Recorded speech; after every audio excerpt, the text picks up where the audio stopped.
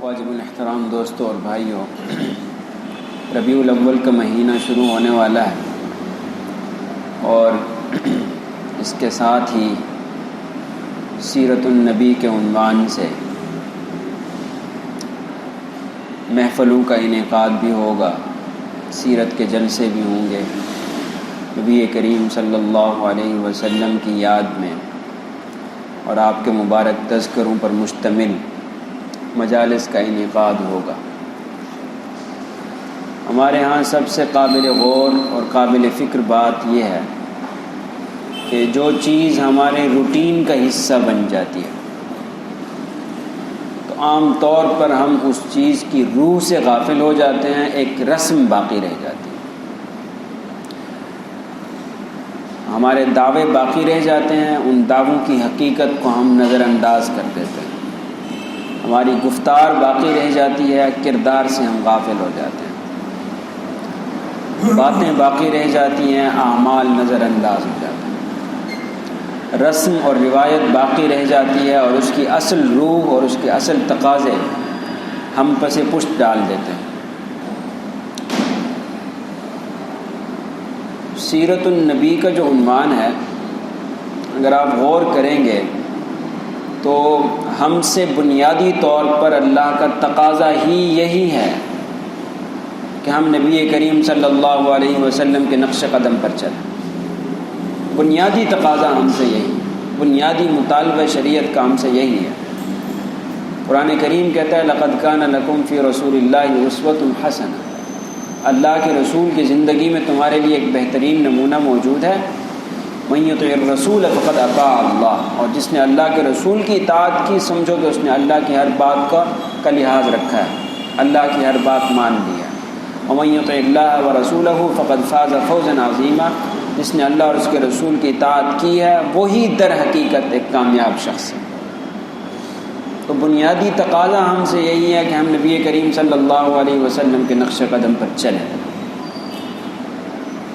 اس کو اگر ہم سامنے رکھیں تو پھر سیرت النبی کا عنوان ہی ہمارے لیے سب سے اہم عنوان ہونا چاہیے، کیونکہ اس تقاضے کی تکمیل بجز اس کے ممکن ہی نہیں ہے کہ ہم نبی کی سیرت کا پہلے گہرائی کے ساتھ مطالعہ کریں، اس کے بعد پھر اس سیرت کو اپنانے کی کوشش کریں۔ اگر سیرت کو اپنانا بنیادی مطالبہ ہے تو پھر سیرت کا جاننا بھی اتنا ضروری ہے۔ لیکن اور سیرت کا جو مطالعہ ہے، ظاہر ہے کہ اگر ہم اپنانے کی نیت سے، سیرت پر عمل کرنے کے ارادے سے ہم سیرت کا مطالعہ کرتے ہیں تو پھر تو ہمیں بہت گہرائی کے ساتھ ایک ایک بات کو جاننا اور سمجھنا ہوتا ہے۔ جو میں نے شروع میں بات عرض کی وہ یہ ہے کہ ہم جب ایک چیز کو روٹین بنا لیتے ہیں، ایک چیز کو رسم اور ایک چیز کو روایت بنا لیتے ہیں تو پھر اس کے اصل تقاضے اور اصل روح سے ہم غافل ہو جاتے ہیں۔ اب پورا مہینہ ربیع الاول کا سیرت کے جلسے بھی ہوں، سیرت کی محفلیں بھی ہوں، اور یہ رسم تو ہمارے دماغ میں قائم ہے کہ انشاءاللہ ہوں گے یہ جلسے اور ہم سنیں گے، لیکن اس کا اصل تقاضا اگر ہم فراموش کر دیتے ہیں تو پھر سیرت کا ایک جلسہ ہوگا، نبی کریم صلی اللہ علیہ وسلم کی زندگی کے کچھ واقعات ہوں گے، آپ صلی اللہ علیہ وسلم کی احادیث مبارکہ ہوں گی، کچھ کہانیاں ہوں گی، ہم سن لیں گے اور سننے کے بعد اس لذت سے اور اس برکت سے بہرہ ور بھی ہوں گے، اور پھر جب گھر جائیں گے تو پھر ہاتھ جھاڑتے ہوئے چلے جائیں گے، کیونکہ ایک رسم ہے جس رسم کو ہم نے پورا کر لیا۔ نبی کی سیرت کی محفل ہے، وہ باعث ثواب ہے، وہ باعث برکت ہے، وہ برکت ہم نے حاصل کر لی، وہ ثواب ہم نے حاصل کر لیا، سیرت کا بیان ہم نے سن لیا، سنتے ہوئے ہمارے دل کو سکون بھی پہنچا، ہم نے دل کی گہرائیوں سے سبحان اللہ اور ماشاء اللہ بھی کہہ دیا، چونکہ وہ ایک رسم تھی پوری ہو گئی ہے۔ پھر جو ہی ہم مسجد سے باہر نکلے تو پھر اللہ خیر سے اللہ بات ختم ہو گئی، کام مکمل ہو گیا۔ کسی بھی چیز کو اس طرح سے رسم بنانا ہماری عملی زندگی کے زوال کا باعث ہے۔ اس کے ساتھ ایک اور چیز دیکھیے، قرآن کریم ہے، یہ ہمارے لیے ایک ہدایت کی کتاب ہے، ایک رہنمائی کی کتاب ہے، لیکن اگر ہم اپنی روٹین یہ بنا لیتے ہیں کہ صبح و شام ایک ایک پارہ ہم نے تلاوت کرنا ہے، کیونکہ قرآن پاک اللہ کی کتاب ہے اور اس کے اندر برکت ہے اور اس کے اندر شفا ہے اور اس کے اندر دل کا سکون ہے اور اس کا ایک ایک حرف کے اوپر 10 نیکیاں ملیں گی.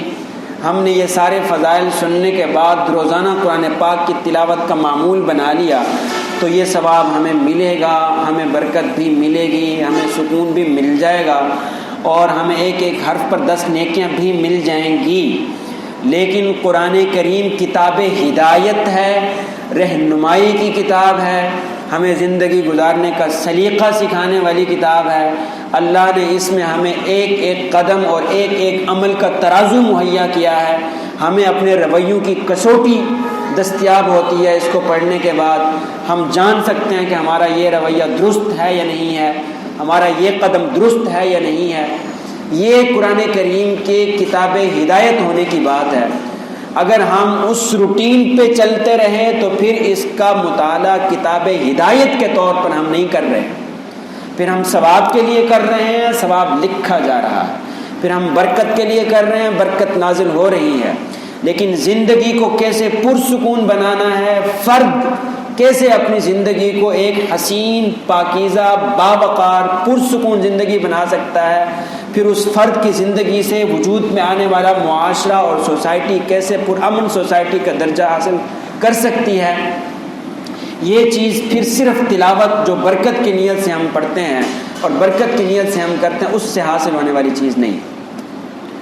قرآن کریم یہ کہتا ہے اپنے بارے میں کہ کتاب انزلناہ الیک مبارک لیدبروا آیاتہ ولیتذکر اولو الالباب. یہ کتاب مبارک جس کو ہم نے نازل کیا ہے، اس کے نزول کا کیا مقصد ہے، اس کو ہم نے کیوں نازل کیا ہے؟ لیدبروا آیاتہ، آپ اس کی ایک ایک آیت کے اندر تدبر کریں، فکر کریں. ولیتذکر اولو الالباب، اور اہل عقل، اہل علم اور اہل دانش ان کو چاہیے کہ اس سے نصیحت حاصل کریں، اس سے سبق حاصل کریں، اس سے زندگی کے لیے رہنمائی حاصل کریں.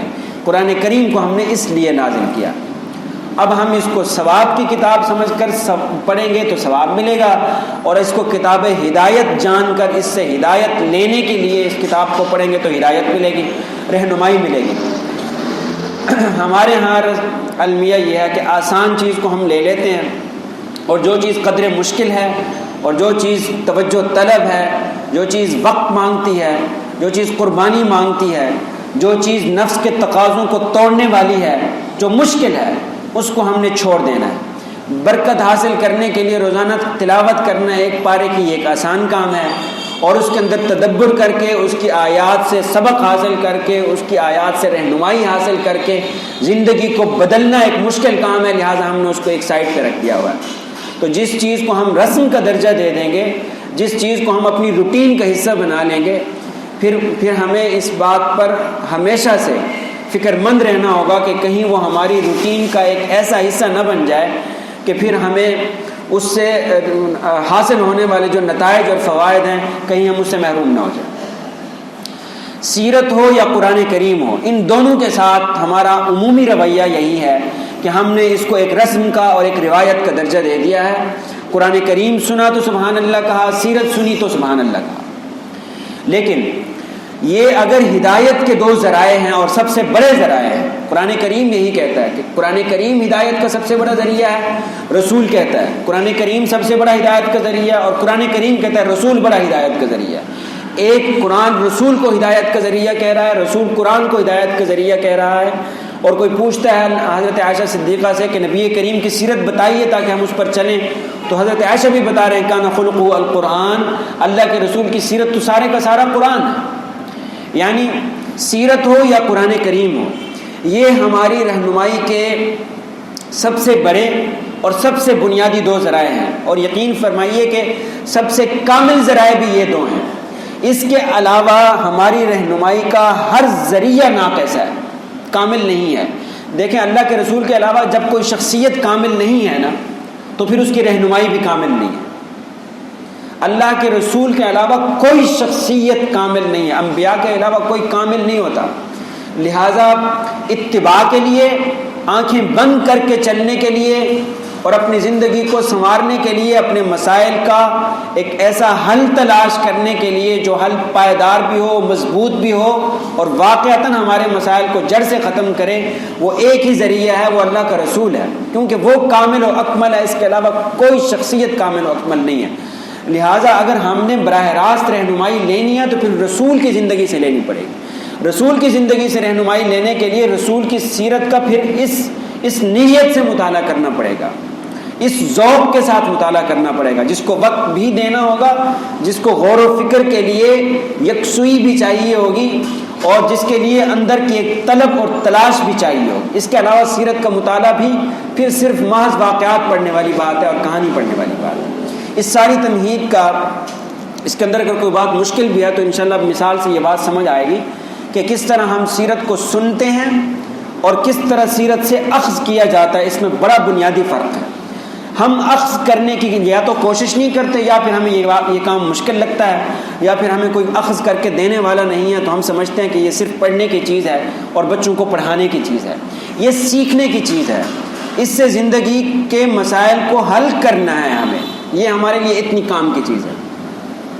اب قرآن کریم کا مطالعہ کیجئے، وہ کہتا ہے کہ قرآن کریم کہتا ہے کہ میں وہ کتاب ہوں جو شفاء لما فی الصدور ہے، جو سینے کی بیماریوں کے لیے شفا ہے، جو دل کی بیماریوں کے لیے شفا ہے، جو روح کی بیماریوں کے لیے صحت اور تندرستی کا پیغام ہے۔ یہ قرآن کریم کا دعویٰ ہے۔ اب ہم قرآن کریم کی یہ آیت پڑھتے ہیں، پھر ہمیں سمجھ نہیں آتی۔ یہ آیت تو میں نے صبح بھی پڑھی تھی، یہ آیت تو میں نے شام کو بھی پڑھی تھی، قرآن کریم کا بار بار میں نے ختم کیا، میں نے اس آیت کا بار بار مطالعہ کیا، لیکن یہ کیسے میری شفا کا باعث بنتے، یہ بات مجھے سمجھ نہیں آتی۔ پھر قرآن کریم ہمیں جھنجھوڑ کے کہتا ہے الا بذکر اللہ تطمئن القلوب، اللہ کا ذکر ہی وہ چیز ہے جو دلوں کا اطمینان دیتی ہے۔ اللہ کا سب سے بڑا ذکر کیا ہے؟ قرآن کریم ہے۔ قرآن کریم سے بڑا ذکر اور کوئی نہیں ہے۔ پھر ہم سوچتے ہیں، پھر ہمارے دل میں سوال اٹھتا ہے، اگر اٹھے نا تو یہ بہت بڑی بات ہے، اگر یہ سوال نہ اٹھے تو پھر ہمیں فکر کرنی چاہیے کہ یہ سوال اٹھتا کیوں نہیں ہے۔ اول تو ہمیں قرآن کریم سے اطمینان قلب نہیں ملتا، پھر ہم کسی سے پوچھتے بھی نہیں ہیں کہ بھائی میں قرآن پاک کی تلاوت کرتا ہوں، مجھے تو اطمینان قلب نہیں ملا، پھر اس آیت کا کیا مقصد ہے؟ پھر اس آیت کو ہمیں سمجھنا ہوگا کہ یہ اطمینان قلب کا باعث کیسے ہے قرآن کریم۔ میں نے قرآن کریم کا پورا پارہ پڑھ لیا، پھر دوسرا پڑھ لیا، پھر تیسرا پڑھ لیا، پھر میں باہر اٹھا تو میرے دل کا اطمینان پھر بھی مجھے حاصل نہیں ہوا، تو اب ضروری ہے کہ میرے دل میں سوال پیدا ہو، اور اگلی ضروری بات یہ ہے کہ وہ میں سوال کسی اہل علم کے سامنے رکھوں، اور پھر ضروری ہے کہ وہ میری رہنمائی کرے کہ بھائی یہ اطمینان قلب کا باعث کتاب ہے، تو پھر مجھے اطمینان قلب حاصل کیوں نہیں ہو رہا۔ اب ظاہر ہے کہ قرآن کریم کی آیت کو مکمل طور پر سمجھنے کا دعویٰ اگر کوئی ہستی کر سکتی ہے تو وہ ہستی ہے جس کے قلب اطہر پر یہ قرآن کریم اترا ہے۔ ہم بھی سمجھتے ہیں، ہم بھی سمجھنے کی کوشش کرتے ہیں، لیکن قرآن کریم کے فہم کا دعویٰ کمال کے ساتھ کوئی نہیں کر سکتا، اس لیے ہر ایک کا فہم دوسرے کے فہم سے جدا بھی ہو سکتا ہے۔ میں نے قرآن کو یوں سمجھا، آپ نے قرآن کو یوں سمجھا، تیسرے نے قرآن کو ایک تیسرے انداز سے سمجھا، اس بات کا امکان موجود ہے، لیکن جس ہستی کا فہم ہم سب کے لیے حجت ہے، جس ہستی کے فہم میں کسی غلطی کی کوئی گنجائش نہیں ہے، جو ہستی قرآن کریم کو اسی طرح سمجھتی ہے جس طرح کہ اللہ کی مراد ہے، وہ اللہ کے رسول صلی اللہ علیہ وسلم کی ہستی ہے۔ پھر اللہ کے رسول کے سامنے یہ بات رکھنی چاہیے کہ قرآن کریم اگر اطمینان قلب کا سب سے بڑا ذریعہ ہے تو ہمیں سمجھائیے کہ یہ کیسے ذریعہ ہے۔ پھر اللہ کا رسول آپ اپنی سیرت کے ساتھ آپ کو سمجھاتا ہے، پھر اللہ کے رسول کی سیرت کی طرف آپ متوجہ ہوتے ہیں۔ اپنے ایک ایک مسئلے کے لیے قرآن کریم کی طرف یوں رجوع کرنا کہ میرے موجودہ مسئلے کے بارے میں قرآن کا دعویٰ کیا ہے اور پھر رسول کا عمل کیا ہے، رسول نے قرآن کے اس دعوے پر عمل کر کے کیا اس مطلوبہ مقصد کو حاصل کیا ہے جس کا قرآن کریم نے دعویٰ کیا۔ قرآن کریم نے دعویٰ کر دیا کہ اطمینان قلب کا سب سے بڑا ذریعہ قرآن کریم ہے۔ قرآن کریم نے اگلی ہدایت دی امن یجیب المضطر اذا دعا ویکشف السوء ویجعلکم خلفاء الارض الہ مع اللہ۔ جب تمہارا دل بے قرار ہو جاتا ہے، بے چین ہو جاتا ہے، تم اضطراب کا شکار ہو جاتے ہو، تمہارا دکھ اپنی انتہا کو پہنچتا ہے، تم غم کے اندر پگھلنے لگتے ہو، تو اس وقت کون ہے جو تمہاری دعا کو قبول کرتا ہے؟ اس وقت کون ہے جو تمہاری بے چینی کو دور کرتا ہے؟ اللہ کے سوا کوئی نہیں ہے۔ یہ اللہ کا دعویٰ ہے، یہ قرآن کریم کا دعویٰ ہے۔ دکھ میں میں بھی آتا ہوں، دکھ میں آپ بھی آتے ہیں، غم کے اندر ہم سب مبتلا ہوتے ہیں، پھر وہ اللہ دعا کو کیسے قبول کرتا ہے، وہ کیسے ہماری بے چینی کو دور کرتا ہے، ہمیں رہنمائی چاہیے۔ قرآن کے اس دعوے کی عملی مثال چاہیے۔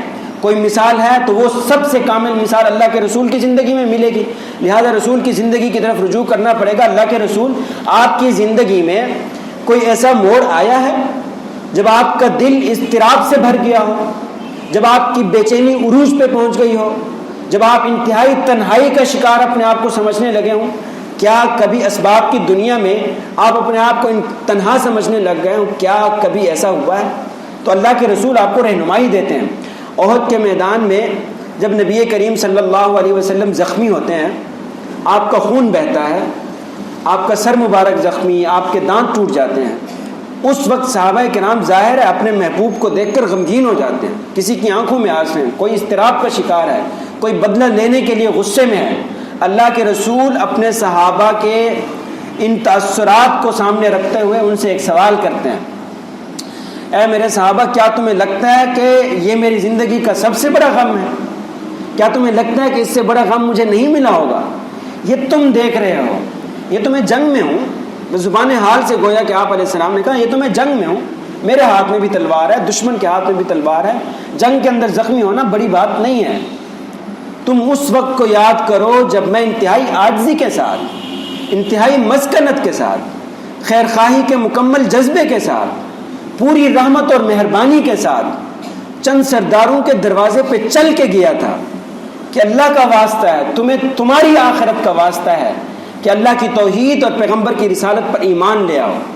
پھر ان سرداروں نے بجائے اس کے کہ ایک اجنبی کو عزت دیتے، ایک مہمان کو عزت دیتے، جو کہ ان کا کلچر بھی تھا، ان کا تمدن کا تقاضا بھی تھا، انہوں نے بجائے عزت دینے کے مجھے انتہائی تکلیف پہنچائی، میرے پیچھے لڑکے لگا دیے، مجھے انہوں نے پتھر مارنا شروع کر دیے، مجھے انہوں نے پتھر مار مار کر لہو لہان کر دیا۔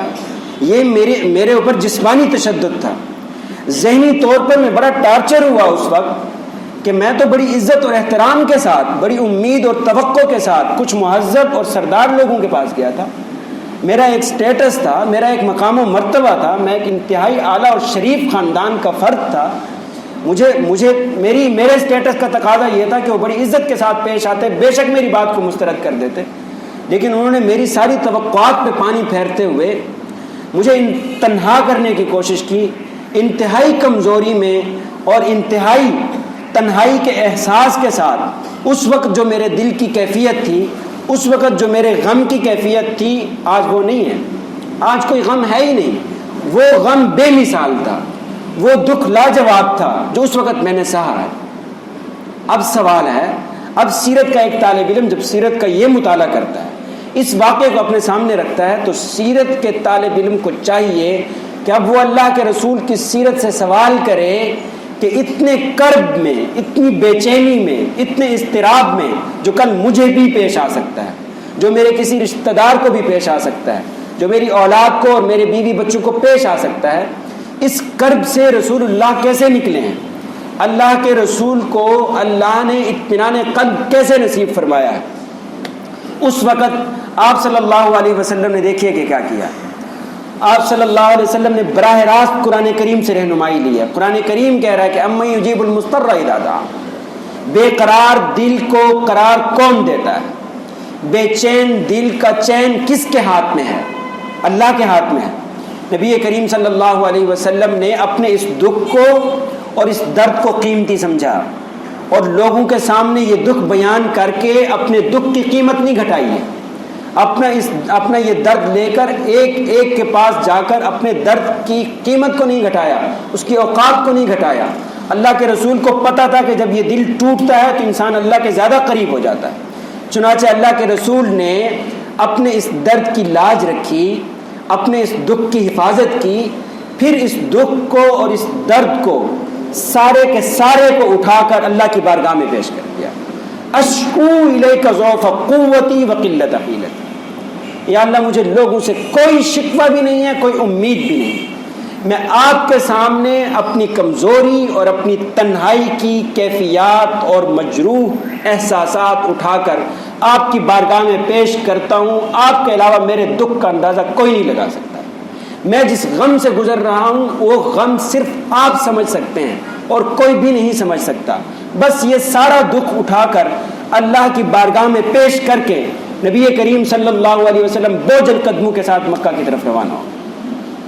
اب اللہ کے رسول کو یقین تھا کہ مضطرب دل کی بے چینی کو صرف اللہ ختم کرے گا, اطمینان نصیب کرے گا. یہ اللہ کے رسول کو یقین تھا.